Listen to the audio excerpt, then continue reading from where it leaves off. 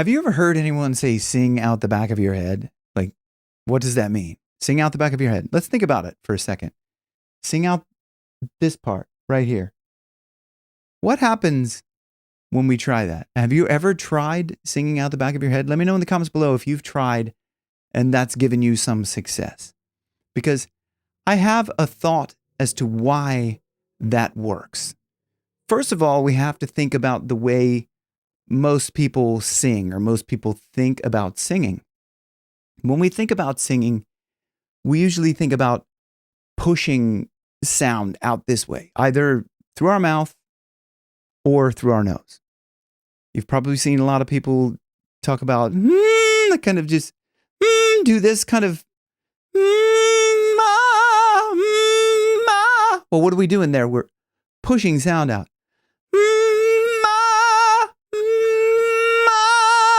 Sound is going out my face. I'm pushing this out here. Or like a lot of breathy sort of motion. We're thinking about pushing this sound out here. We're thinking about bearing down and forcing and hooah, hooah, hooah. Like there's this force like coming out this way. So, and I think that that type of singing does not work for many reasons. Number one is because you're pushing too much air out. You're causing a lot of force. This, like, either you're pushing the sound out your nose, which a lot of people do. They think that's like, this person sounds nasally, so I'm going to try to sing like them. And they try to push the sound out their nose. You'll see guys like kind of put their head down, which I understand that. I understand the premise, the thought around tucking your head down and trying to force sound. Oh yeah, like oh here, yeah, like that, because I used to do that, and I used to get a lot of headaches when I would sing like that, because you're forcing this sound up this way, forcing. I'm forcing. Then you have to push harder because you're closed off here. Like think about that. Your head is tilted down like this. Yeah. And your head is tilted down and you're kinking off the hose. Like your neck tilts, okay? And that's where the air is flowing up. If I tilt down like this, I'm cutting off the airflow the way it should flow naturally. So then when I do that, or if I close off here, I need to push more. So it becomes this fight of like closing off here, like closing off there and then pushing from here. So because you have to push more force to get air through that now closed off space, whether your head is kinked over like that or you're adding compression by trying to lift something heavy and keeping that pressure there in your throat. So, and then that's stopping off all the airflow. And you're trying to push air up through this thing that you've completely closed off. So this forward motion of everything causes you a lot of strain and stress. A lot of times in the throat, sometimes in your head. If you're like, I used to get headaches a lot when I would sing like that. I was like using so much force. And I used to think that it was like this ego thing. I used to like, try to do all these crunches with the abs and I would, force into it. And that just caused me so much stress. But then let's talk about the opposite. Rather than singing out the front, we're singing out the back. So what happens when we sing out the back? On a dark afternoon in a room full of emptiness. I'm kind of going back here. I'm doing two things. In my opinion, this is why singing out the back of your head works. And I tell people to do this because it does two things.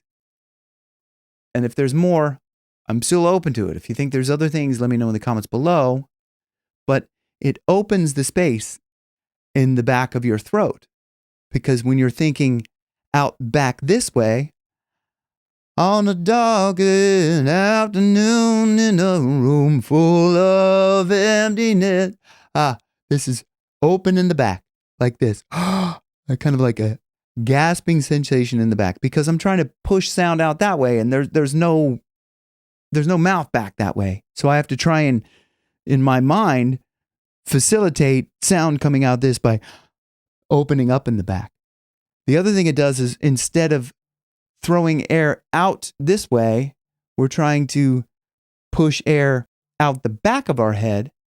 So there's less air pressure. We're not trying to force air out the front of our face.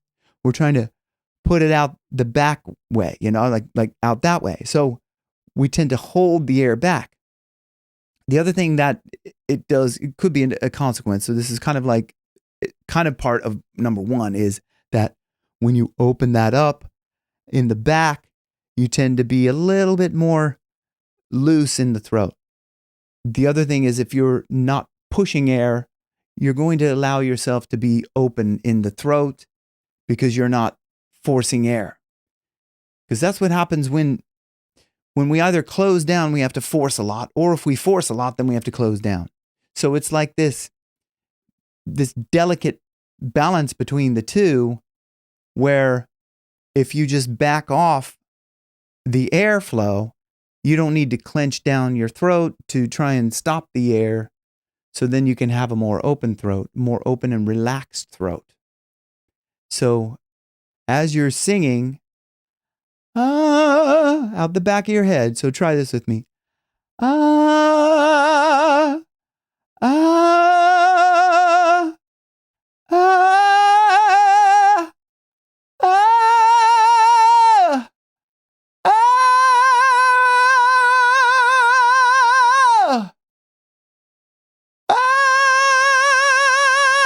oh, oh.